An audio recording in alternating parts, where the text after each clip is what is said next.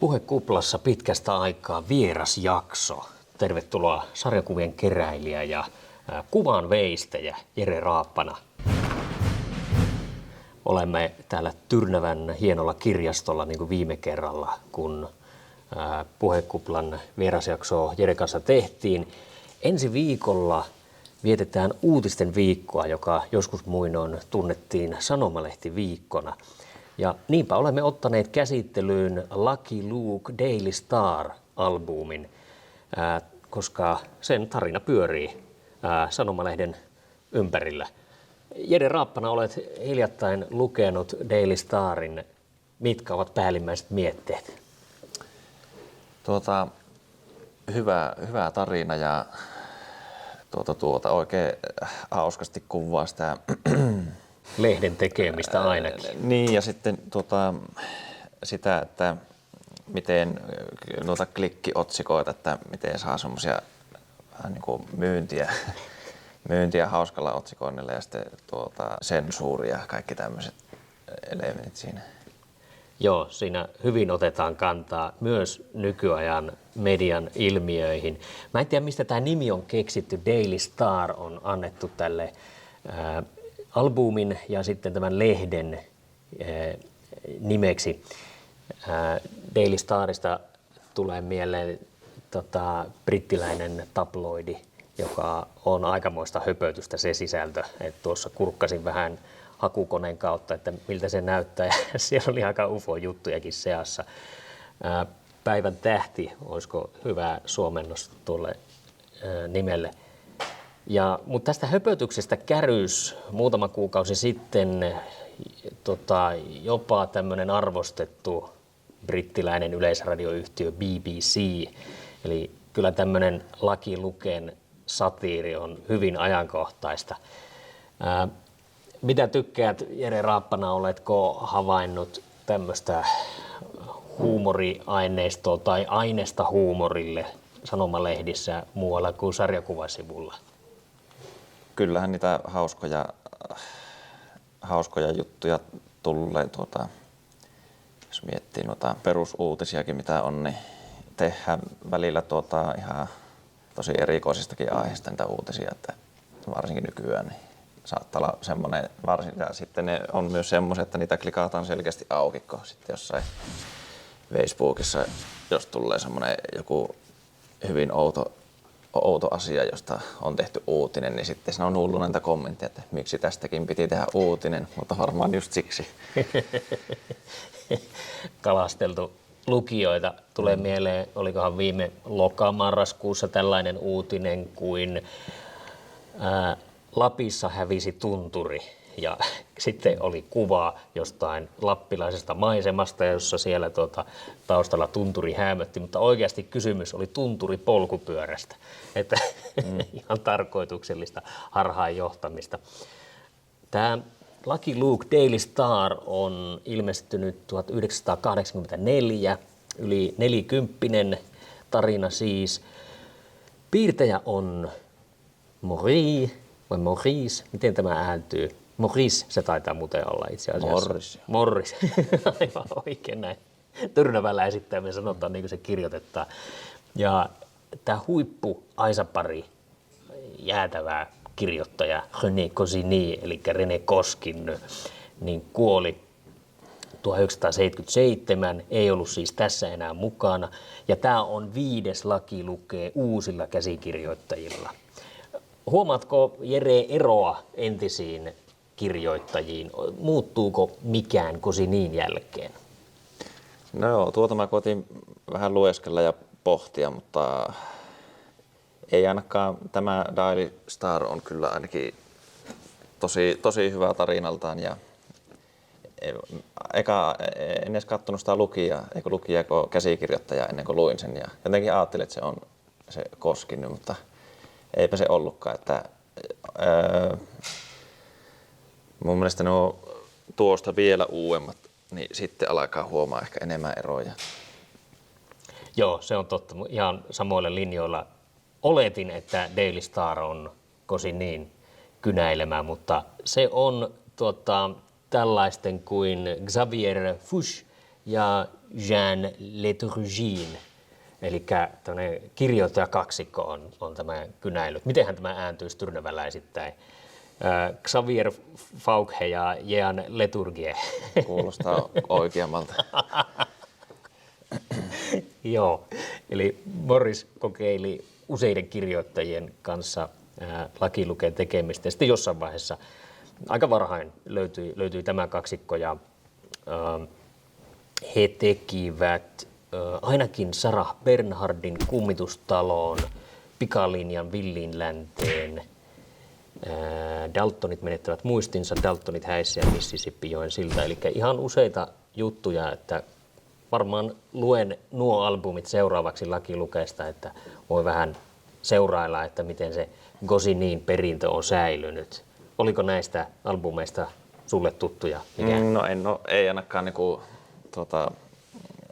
viime aikoina, että noitahan on tullut luettua silloin lapsena varmaan kaikki, mitä vaan kirjastosta löytyy. Että nyt kun on alkanut keräillä, niin olisiko mulla vasta joku 10 kappaletta noita kerättynä, niin ei noista sattunut mikään. Joo, itsekään en äkkiä muista näitä tarinoita. Kummitustalo saattoi olla semmoinen, jossa oli useita lyhyempiä tarinoita samassa albumissa. No Daltonit menettävät muistinsa. Siinä oli tällainen, muistaakseni tällainen ei, nyt mä sekoitan. Se oli varmaan Daltonit tekevät parannuksen albumi. Joo, unohdetaan tämä muistelu ja vertailu. Mennään tuohon tarinaan, Daily Stariin ja sen parhaisiin paloihin. Tartutaan albumiin ja katsotaan mistä se tarina on tehty. Muistelin, että heti ekalla sivulla on mainioita yksityiskohtia. Tässähän nimittäin tämä tarina tosiaan seurailee tällaista henkilöä kuin Horace P. Greeley, joka on lehtimies, ja hän koettaa saada työnsä kannattamaan tällaisessa, oliko Dead End Cityssä, villissä lännessä, ja kapuloita lyö rattaisiin ilkeä salunanomistaja, hauturi ja mikäs tämä oli tämä kolmas? Se oli sekatavarakauppias tai ruokakauppias oli tämä kolmas, joka muodosti tämän pahiskolmikon, ja Lucky Luke sitten auttaa tätä Daily Starin päätoimittajaa, ja se oli kaikissa muissakin rooleissa siinä lehdessä ainakin alkuun niin eli tätä Horace P. Greeleyä. Niin tämä alkaa ihan siitä, että kun tämä Greeley tai Horace syntyy, hänen isänsäkin oli ainakin painokoneessa töissä, ja hän heti alkaa tässä kirjoittaa nimeä tuohon painotelalle, ja sitten hän oppi puhumaan pyörittelemällä näitä tällaisia kirjainkuutioita, jotka olivat vähän niin kuin näitä painoaakkosia. Ja isi väärinpäin on siellä hänen ensimmäinen sanansa, koska ne ladotaan väärinpäin siihen painokoneelle, jotta sitten kun se painetaan, niin se kääntyy toisinpäin. Se on niin kuin peilikuva taitaa olla se. Hänhän sitten koulussa voittaa kirjoituskilpailuja ja saa synttärilahjaksi täysi-ikäistyttyään niin tällaisen mahtavan painokoneen. Hyvin yksinkertainen malli taitaa olla, mutta hän on oikein otettu. Hän toistelee monta kertaa tätä laitteen nimeä. Washington Imperial 3, Washington Imperial 3 on tämä niin kuin olevinaan kova juttu. Miten tempasko tämä alku sinut mukaasi vai pitikö selata pitkään, että rupesi oikein kiinnostamaan ja vetämään tarina? Kyllä se heti lähti sillä mielenkiintoiseksi, että siinä se Lucky Luke oli uimassa siinä aika alussa, ja sitten se ihmetteli, että kun mustaa tavaraa alkoi sieltä lipumaan ja nousee sieltä veestä, ja se on uponnut sillä se painokone tuonne jokkeen, ja Lucky Luke auttaa sen painokoneen ylös sieltä joesta, ja sitten se lähtee tuon toimittajan matkaan sinne kaupunkiin, niin se tavallaan heti on siinä alusta asti kaverina uudessa kaupungissa sitten tässä on, pistämässä alulle hommia. joo, tässä on tämä jokitilanteessa jännä yksityiskohta, jota en itselleni kyennyt vielä selittämään, mutta Lucky Luke ihmettelee painokonetta, joka osittain pilkistää tuolta joesta, josta se muste on siis peräisin, niin kysyi, että mikä tuo on, ja Jolly Jumper näyttää, että hänelle on tuo puhekupla osoitettu, vastaa, että Washington Imperial 3 se on, että miten Jolly Jumper tietää, Jolly Jumper, käytetään tästä lähtien tätä ääneasua, niin miten tämä hevonen tuntee tämän laitteen, Lucky Luke ei, ja sitä vekotita ei edes näy kokonaan tuossa, mutta hauska yksityiskohta siellä vain. Tokihan täällä näitä riittää kyllä tämä toimittajan nopeus on aika hurja, hurja tahti tehdä tuo uusi lehti. Tuskin hänet on saatu tai painoilla kone saatu kuiville, kun hän jo kirjoittaa uuden lehden, jossa on vuodatettu aika lailla, että minkä takia tämä vempain tuonne vesille on joutunut veden varaan. No tämä etusivustahan voisi heti jotakin kommenttia ottaa. Tämä henkilökunta on listattu tänne niin sanottuun apinalaatikkoon tuon logon viereen. Siinä on johtaja H.P. Greely, päätoimittaja Horace Greely, uutiset H. Greely, toimittaja Greely, kirjanpitäjä Greely H, markkinointi Greely H.P. ja painatus tietenkin Greely Washington Imperialilla. Ja tuolla on englanniksi mielenkiintoinen uutinen. Selvititkö, mitä tuo tarkoittaa? Joo, siinä 2 kaupoita ammuttu. Saluna on suljettu siivouksen takia ja pidätysyritys johti sotkuiseen aamuun. Lehden yhden lyhyesti uutisen otsikko, eli aika perinteistä tämmöistä villillännen meininkiä raportoitu. Tuosta tuli mieleen, missä lukee tuo henkilökunta, niin nyt on nähnyt välillä jossain Instagramissa tullut vastaan semmoinen, missä joku yksi yrittäjä tehnyt, että joo, tässä on mun firman toimitusjohtaja, tässä on työntekijä, aina ittiä kuvaa ja tässä on kuvaaja ja tässä on markkinoija. Joo, no juurihan tästä. Tuossa on vähän samat siitä kysymys, joo. Mullakin pitäisi tehdä, tai on miettinyt, että pitäisi tehdä semmoinen tuo oma taidehomman kanssa. Joo. Siirrytään junan kyytiin. Tässä pongaa toimittaja Greely niin kuuluisuuden julkiksen tuolta junasta. Siellä on Buffalo Bill eli William Frederick Cody. Ja ilmeisesti hän yllättyy aika lailla, että Buffalo Billin ulosanti ei ole kovin häppöinen ja haastattelu jää aika lyhyeksi. Että hän tässä sanoi, että myöntäisitkö minulle muutaman minuutin haastattelun. Ja pelkästään tuon ensimmäisen vastauksen jälkeen tämä Greely toteaa, kiitoksia paljon herra Cody, että eiköhän tämä riitä tästä aiheesta. se oli jostain syystä hankala. No sitten täällä tulee vähän tämmöistä true crime haastatteluhommaa myös. True crime on tosi yleinen nykyään, tämmöinen niin kuin, sekä kirjallisuuden että varmaan niin kuin muunkin median laji, että kerrotaan, haastatellaan oikeita rikollisia ja tässähän on sellainen. Siinä kysytään, että vähän näitä salaisuuksia, että miten menestytään tällä rikollisuralla, kun junia pysäytetään. Ja hän sanoi roistovasta, että tärkeintä on sopivan kiven valinta.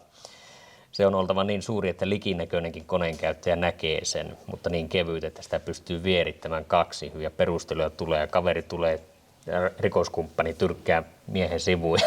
Anteeksi, mutta tärkeintä on kyllä löytää hyviä ryöstöpaikkoja. Niin isä sanoi. Heillä on tästä erimielisyyksiä.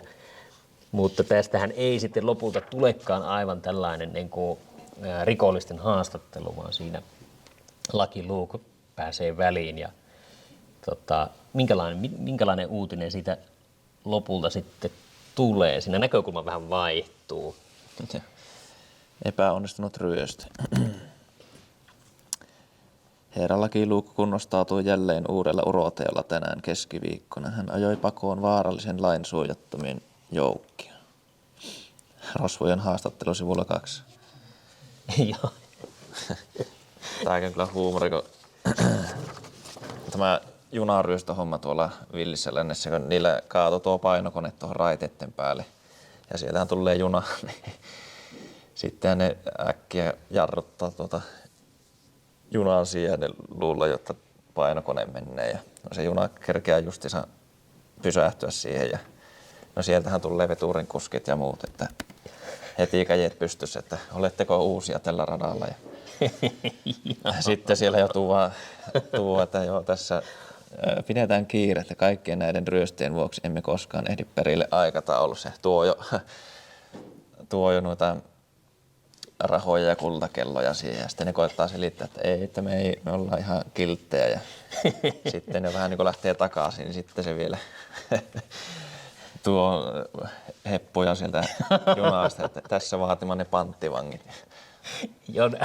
Junakuljettajat niin aika lailla ehdollistuneita siihen, että jos jotakin on sillä radalla, niin sen täytyy olla ryöstö ja hoidetaan tämä nopeaa alta pois. Tässä on kaikki arvoesineet ja tässä on panttivangit vielä. Hyvin rutiininomaisesti ja sitten kun nuo pankkirosvat tulee, niin sitten alkaa, ne muistankohan mä väärin. Niin alkaa heti, just saa palautettua noita roippeita, niin sitten alkaa heti taas kerään takaisin. Joo, se muuta kuin ove aukaisee nuo roistot ja heti alkaa keräilee siinä.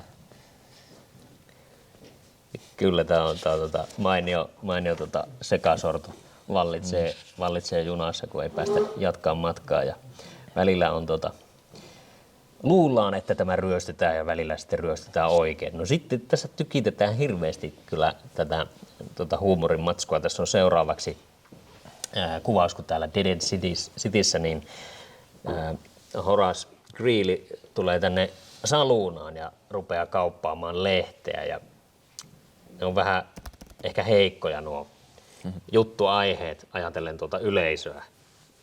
Jep.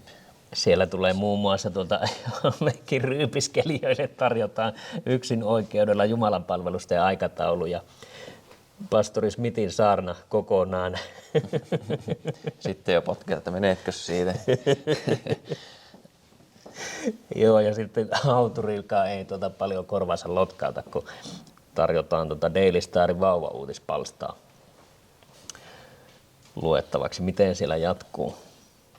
Siellä herrat pelaa korttia, niin Horace Greeley ehdottelee, että miten onnistua omenamunkkien leipomisessa yli odotusten. Et vähän pieleen meni, ettei oikein. Tässä on tätä just niin kuin, että miten tärkeää on miettiä sitä lukijakuntaa ja kohderyhmää ja että minkälaista niin kuin juttua heille tarjotaan. Että tämä porukka nyt selvästi ei ollut kiinnostunut mistään näistä. Sitten se joutuu keksimään, että mistä ne oikein on kiinnostuneita. Joo, se vähän masentuu tuossa ja sitten tuollakin Luke sanoi, että sen pitää kirjoittaa aiheesta, mikä niitä kiinnostaa ja siinä se just naukkaa jotakin viskiä ja sylkäsee pois, niin sehän saa sitä heti uutisen aiheet. Se maistaa kaikki mitä se vaan saa tuolla ja kirjoittaa sitten uutisen, jos saa se, että juominen on peukaloitu. Daily Star tutkii, sitten alkoi jo porukkaa kiinnostaa. Mutta sitten se saluna omissa, tuossa se oikeastaan tuli se vastakkainasettelu sitten tuo salunan omistajan kanssa, kun kirjoitti siitä semmoisen uutisen, mistä se ei tykännyt. Joo, vihanpito syttyy tässä kun tuodaan ilmi näitä salunan heikkouksia, tämmöistä jonkinlaista ehkä matalan kynnyksen, matalan sortin laittiversion tutkivaa journalismia Greeley siinä harrastaa ja saa salunan omistajan raivoihin ja sehän ei leppynyt sitten koko aikana. Tässä voidaan ehkä sen verran paljastaa, että asiakkaat kyllä oli hyvin tyytyväisiä. Kaikki halusivat ostaa tuon lehden, jossa tämä uutinen kerrotaan. Ja sitten tuliko tässä se, ei ihan vielä tässä tullut se toistuva uutinen. Se ensin joutui suututtamaan myös tämän ruokakauppiaan. Ja hautausurakoitsija. Niin joo, mistä se suuttui se hautausurakoitsija? Mittatilausarkut ovatkin tehdastyöt. Joo, kun se oli myynyt niitä, hauturi oli myynyt arkkuja mittatilaustyönä. Ne on oikeasti niin kuin tehty liukuhihnalla. Ja tämä paljasti Greely sen, niin se sai tosiaan sitten vihollisen myöskin tästä hauturista. Se ruokakauppialla oli oliko ne pilaantuneet tomaatit vai? Tai ainakin törkeästi ylihinnoiteltuja oli nämä tomaatit. Ja siitä sitten nämä ydinpahikset muodostuu tuosta porukasta. Ja sittenhän tässä kyläläiset kyllä innostuu. Suuri yleisö löytää lehden, herättää luottamusta ja niillä ei ole välttämättä käteistä kaikilla, niin ne tuo kaiken maailman tavaraa ja eläimiä maksuksi sitten.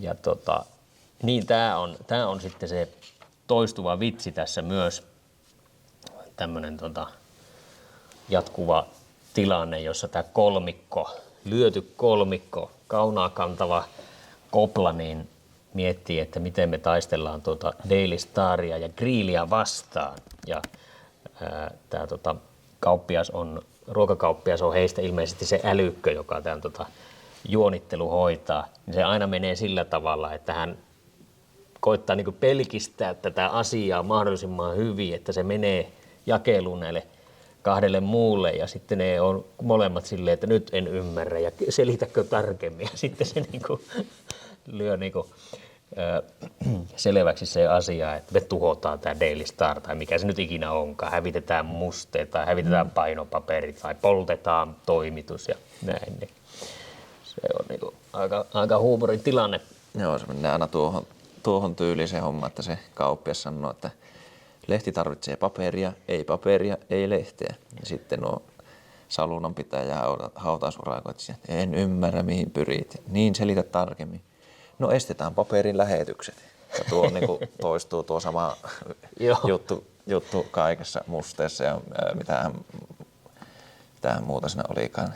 Ja konnuudet on aluksi tälleen ehkä lieviä, vähän harmittomia. Se koko ajan jyrkkenee se homma, että kun ne laki lukee neuvokkuudella, ne onnistuu aina ratkaisemaan sen paperipulaan tai mustepulaan, mikä se nyt ikinä sattuu olemaankaan. Joo, ja tuossahan tulee se lisäpahis, tuo joka toimittaa sitä paperia, että se leviääkin sitten, että se on itse tuhonnut ne paperit. No, se on tuo pahiskolmikko maksanut se tuhoaman ja sitten se onkin nelikko se loppuajan sitten tuo. Kyllä, tässä nyt tulee vähän juonipaljastuksia, mutta varoitus heti näin tässä, että jos et ole lukenut ja haluat välttyä juonipaljastuksilta, niin mene lukemaan albumia ja katso sitten tämä loppu. Mutta tosiaan tämähän näyttää viattomalta ja tässä ei vielä arvaa, että tämä kaveri itse tässä sabotoi omaa kuljetustaan. Että mä ajattelin ensimmäisenä, että intiaanit ne on varmaan tulinuhlia ampunut tuohon. Sitä ei kyllä ei tässä oteta edes kantaa, että miten ne on syttynyt, mutta jotenkin ne on syttynyt ja paperit on menetetty ja näin ei voi lehteä painaa, kun ei ole paperiakaan. Ratkaisuthan tapahtuu aika hauskalla tavalla, aika luovalla tavalla ja tosi erikoisia kokeiluja siinä on. Muun muassa myymättömiä tapettirullia niin käytetään sanomalehden korvikkeena ja mitä siellä on myös. Kotieläimenkin näköjään ruvettu painamaan. Joo, tuossa on lehmää on painettu. Mä en tiedä, miten se on saatu siihen aloillaan pysymään siinä painokoneessa, että sitä ei tässä kerrota. Sitten kun lehti on iso, niin siellä tarjotaan jotain tämmöistä ihan pikkusta porsasta, mutta se on vähän liian pieni siihen. Ei saa toimitettua kaikkia tilauksia, jos painomateriaali on tätä luokkaa. Joo, sitten tämä toistuu myös muutaman kerran tämmöinen yksi mielenkiintoinen yksityiskohta, kun Samuel Bowles, eli tämä ihailee tämä lehtimies Horace P. Greely, niin tämmöistä herraa kuin Samuel Bowles. Että hänkään ei olisi onnistunut paremmin. Ja tässä on sitten tämmöinen asteriski ja alaviite, että Springfield Republicanista, eli joku lehti. Ja mä sitten vähän hakukoneetin tätä, kun en tiennyt, mitä tällä oikein tarkoitetaan, niin se on journalisti, joka loi mallin paikallislehdille ja sitä kuvataan yhdysvaltalaisessa lehdistöhistoriassa tämmöisenä itsenäisen lehtityön alullepanijana. Tarina etenee sillä tavalla, tässä ne lopulta sitten keksii perustaa tämän kilpailevan lehden. Niin, no tässä tulee myös tämä, että millä ne oikein saa tämän musteongelman ratkaistua. Tämähän oli ovella tämäkin. Niin, aluksi niillä oli niitä mustepulloja siellä kaupat pullollaan, mutta tuo hullu kauppias kävi ampuun ne kaikki ja sitten ne sai yhden pullon pelastettua, mutta lopulta sekin sitten hajosi tuossa. Sitten ne ne osti siltä kauppialta kahvia ja sillä, joo. Ja sitten ne painoi sillä kahvilla lehtiin jutut ja sitten ne tuossa näkyykin, että ne uittaa kuumassa veessä noita lehtiä ja juo siinä sitten kahvia. Joo, ne uuttaa siitä lehdestä tämän kahvin. Tosin tuossa jollakin naama menee pahan näköiseksi, kun se ei olekaan se numero juuri, joka on kahvilla tehty, vaan joku oikealla painomusteella. Niin tämä on mielenkiintoinen asetelma. Nämä vetoaa näihin kyläläisiin aika kierrolla tavalla. Että ei me olla niinku tätä lehdistön vapautta vastaan, eikä tämmöistä niinku tiedonvälitystä vastaan, vaan Daily Starin tyly monopoli, tämmöinen niinku häikäilemätön markkina-aseman väärinkäyttö, johon ne vetoaa ja ne saa niinku kyläläisten oikeudentunnon heräämään siitä. Ja niinpä ne kansa villiintyy ja lähtee tuonne Daily Starin toimituksen suuntaan, mielenosoitusplakaatit mukana ja jotain ruoskaa. Siellä on köyttä, no irtoköysi tietenkin tuossa heti, mutta kai porukka lynkataan. Aika kevein perustein. Joo, tuo oikein hauska tuossa mielenosoituksen aikana. Se toimittaja jo jakelee siinä lehtiä, että mielenosoitus Cityssä, ostakaa Daily Star. Joo, se käyttää heti tilaisuutta hyväksi. No nämä kaverit, näille se ei tule uutisena, että tämmöinen tapahtuma on käynnissä, mutta voisi olla ihan mielenkiintoinen katsoa, että mikä se oli se toisen puolen näkökulma tähän tapahtumaan. No, onko ajatellut näitä värityksiä, että täällä on aina tämmöisiä kuvia, mitkä saattaa olla kokonaan ruskeita ja jossakin on niinku puolet ihmisistä kokonaan punaisia. Joo, totta. Mä en tuohon visuaaliseen puoleen, kun mä itse lueskelin tätä lehteä, niin juurikaan kiinnittänyt huomiota, että mä hyvin pitkälti, niin kun huomasin, että oli uusi käsikirjoittaja, niin meni sen tarinan mukana tässä. Mutta hyvä pointti. Siis tässä jatkuu tavallaan tämä vanhan lakilukeen ekspressiivinen väritys. Opin tällaisen termin tuossa, kun puhuin lakilukeesta jossain vaiheessa aikaisemmin, mutta joo, tuossa on esimerkiksi tuommoinen täysin ruskean sävyinen kuva ja jotkut on sitten ihan tolleen niin kuin realistisesti väritetty. Ja sitten on taas tuolla yössä, kun kävelee nämä kyläläiset, niin kaikki on punaisia, kaikki nämä hahmot. Sillä ehkä voidaan jotain tämmöistä tunnetilaa myös välittää, että tämmöinen niin kuin kiukun puna on kohonnut vartalo ja vaatteidenkin läpi varmaan. Sitten vaan mitä ajatuksia Jere Raappanalla herää tuosta? Joo, minusta tuo on hauska, että sitä ei äkkiseltään niin kuin välttämättä huomioi edes hetkinen, että miksiköhän nämä on tehty tällä, eikä se häiritse yhtään, että se jotenkin passaa siihen tilanteeseen, että se vähän niin kuin se kuvakulma muuttuisi siinä. Joskus saattaa olla joku, muistelisi, että vaikka esim. Daltonista 3 kuvaa, ne on hyvin samanlaisia, mutta jokainen on eri värin, että yksi on sininen ja yksi on vihreä ja yksi on punainen. Eikä sitä sinänsä siinä ajattele, mutta... Joo, siinä joku viesti on varmasti monesti just tämmöinen jonkun tunnetilan herättäminen, joku fiiliksen muutos siinä värivalinnan takana.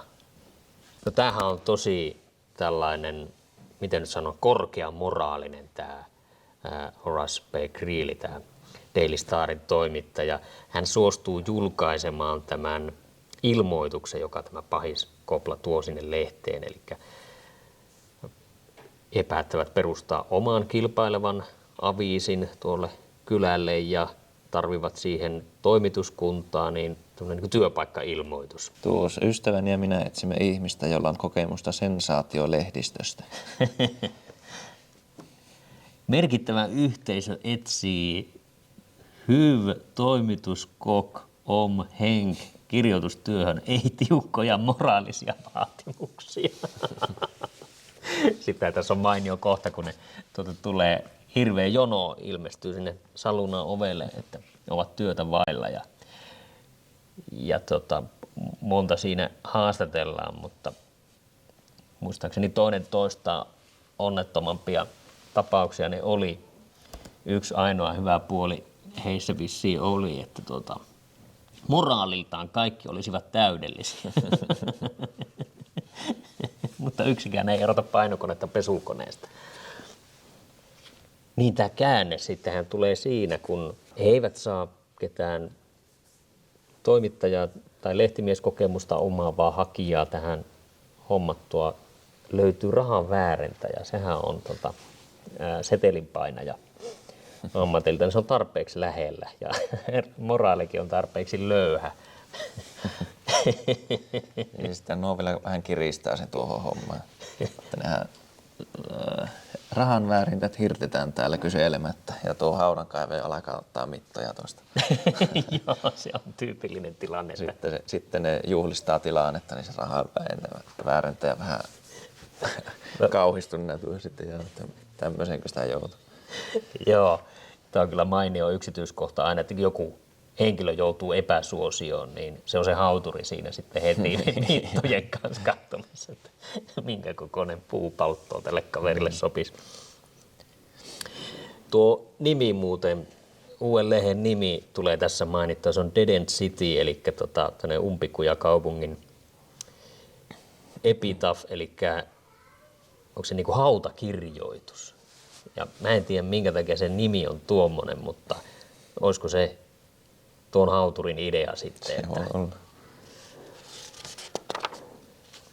No sitten tässä tulee tämä sivu, jossa vertaillaan vähän näitä lehtiä. Kummankin etusivu on näköisellä. Minkälaisia havaintoja teit näistä Epitaphista ja Daily Starista, kun niitä vertaillaan?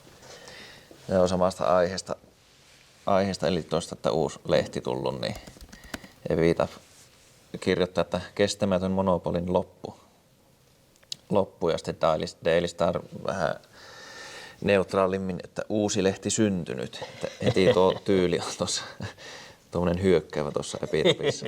Ne on kyllä valinnut heti tuommoisen raplaavan, suorastaan repivän otteen.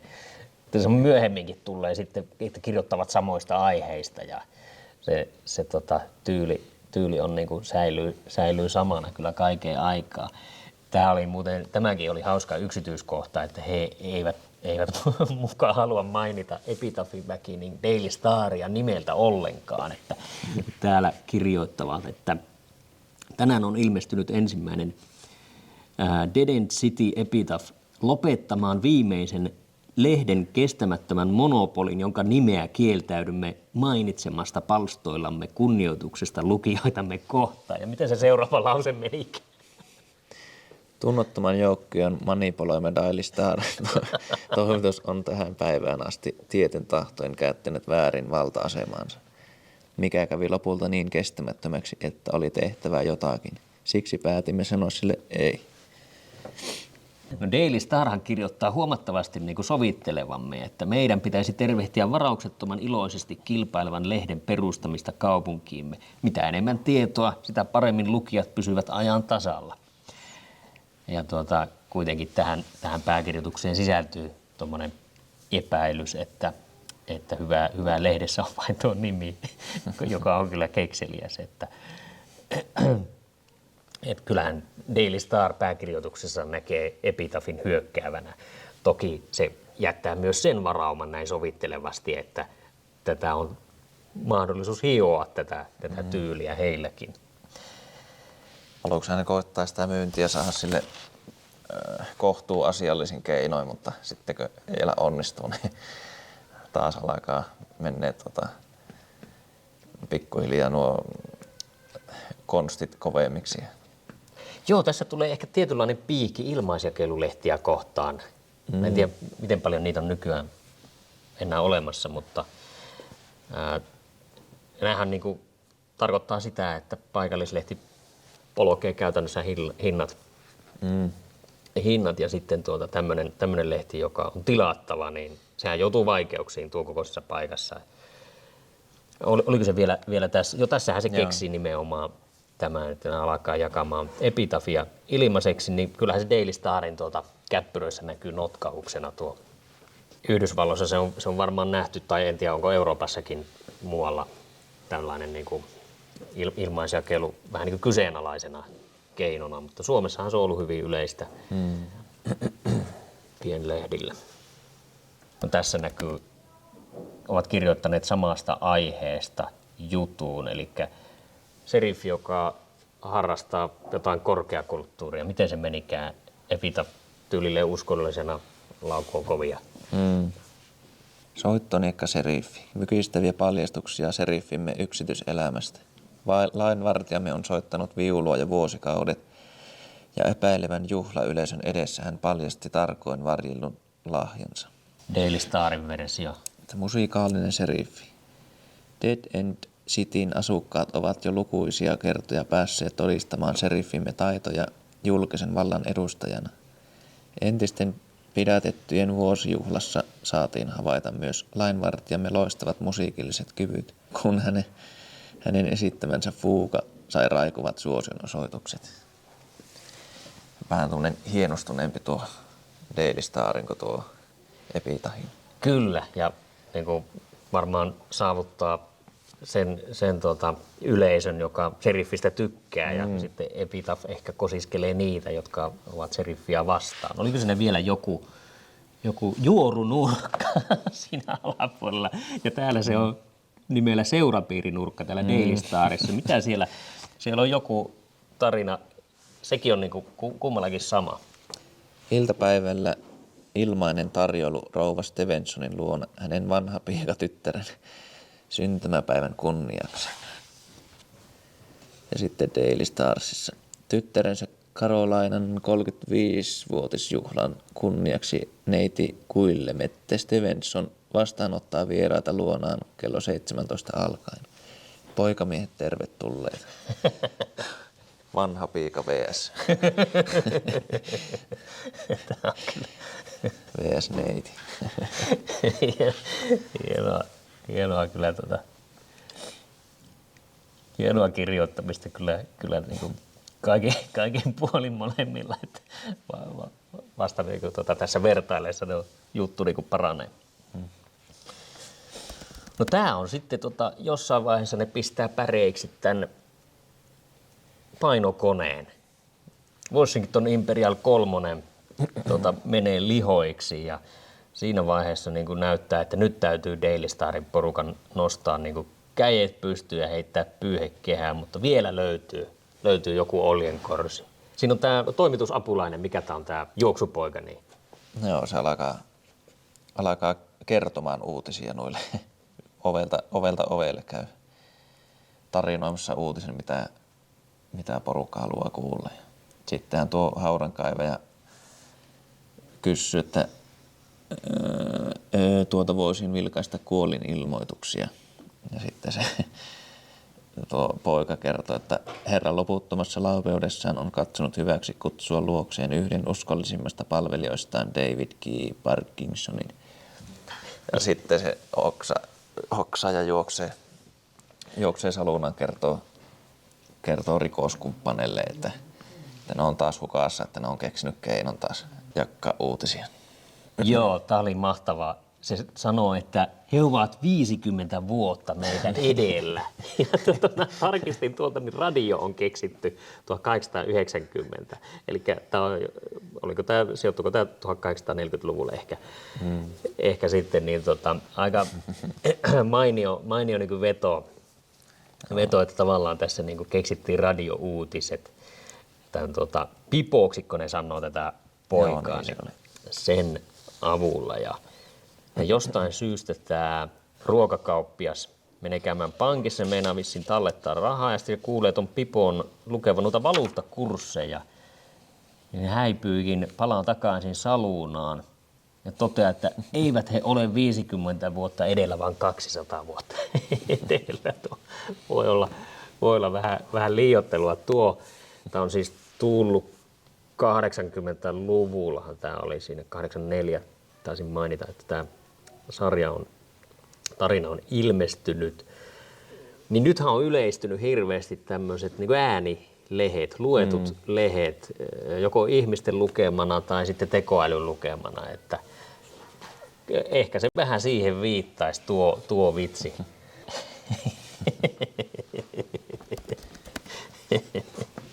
Mä en nyt muista, että mikä tässä oli taustalla tämän uutisen tekemiseen. Ne kirjoittaa uutisen valmiiksi, että Daily Starin toimitus on räjähtänyt. Ja ne tietysti on tarkoitus heillä itse se niin kuin toteuttaa tällä yhdellä kätyrillä, joka siinä alkuvaiheessa kuljetti Daily Starille paperia. Ja sama kaveri on tuolla Dynamiitin kanssa, katsoo kellosta tarkkaan, että milloin on oikea hetki sytyttää tulilanka ja pamauttaa taivaan tuulin Daily Starin toimitus. Ja onnettomat menevät painamaan sen liian aikaisin. Tai sitten tämä myöhästyy, tämä räjäytysmies. Ja sehän sitten paljastaa. Mä en tiedä, ootko koskaan pannut merkille, että tämmöistä olisi lipsahtanut oikeasti suomalaisessa mediassa. No ei kyllä, tai en niin kuin muista tämmöistä olisi koskaan käynyt, mutta varmaan on ihan mahdollista, että joo, nämä saattaa olla jotain meemejä tai vastaavia huumorijuttuja, mutta niin olisi 2 keissiä ollut tyyliin tämmöinen joku Yhdysvaltain presidentinvaaleissa lyöty ulos uutinen, että tyyliin Hillary Clinton on valittu presidentiksi ja se ei pidänytkään paikkaansa. Ja sitten tämmöinen jossain jääkiekon MM-kisoissa varmaan vähän samantyyppinen juttu, että joku on voittanut, juttu kirjoitettu valmiiksi, joku Kanada vastaan Tanska, että Kanada on voittanut. Ei, yllätysvoittaja olikin Tanska. Mutta Epitaph kirjoittaa meluisasta uutisesta. Olemme saaneet kuulla kunnioitetun kilpailijamme Daily Starin totaalisesta tuhosta. Erittäin voimakas räjähdys, nimittäin tuhosi sen toimitilat kello 12. Joo. Ja sittenhän siinä on sekin hauska, että tämä oli ilmaisjakelulehti tähän asti, niin lopussa on vähän niin kuin tuommoinen niin kuin jälkikirjoitus, huomio. Seuraavasta numerosta lähtien Epitaph maksaa $10. Nyt kun avautui tie uudelle monopolille, niin tilaajat tai lehden ostajat kynitään puhtaaksi. No tässä on myös loistava kohta, kun tämä alkaa viimeinen välienselvittely. Lucky Luke lähtee nappaamaan näitä roistoja, jotka linnoittautuu saluunaan, ampuvat sieltä kivääreillään. Ja Horace Greeley, Daily Starin toimittaja, tulee Lucky Luken juttusille tekemään haastattelua, että miten tässä nyt suunnitellaan tämä kiinniotto toteuttaa. Ja Lucky Luke sitten kertoo hyvää hyvyyttään aikomuksensa siinä ammuskelun lomassa. Ja pieleenhän se sitten menee, kun tästä Greeley julkaisee jutun ja kailottaa sen kaikille kansalle ja myy sen noin pyssysankareille tuolla. Mulla väistämättä tulee mieleen tästä nämä, mitä nämä on salassa pidettäviä tietoja Suomen puolustuksesta julkaisi jossain vaiheessa Helsingin Sanomat ja siitähän tuli sitten kauhea kalapaliikki ja käytiin oikeutta ja näin poispäin. Siitä tuli joku tuomiokin, että ei pidä tämmöisiä tietoja paljastaa, koska se on niin hyödyllistä vieraalle vihollisvallalle. Mutta näin siinä lakilukeellakin käy, mutta sitten se onnistuu käyttämään sitä tilannetta hyväksi. Tai tuota asetelmaa siitä, että Horace Greeley haluaa kirjoittaa, niin se antaa vähän niin kuin disinformaatiota kirjoitettavaksi ja menee kelmit lankaan siinä. Joo, se kertoo, että tarkasti, että tasan kello 16 tunkeudun salunan ikkunasta, joka on itäseinällä. Ja sitten se on myymässä sitä lehtiä saman tien tuonne roistoille.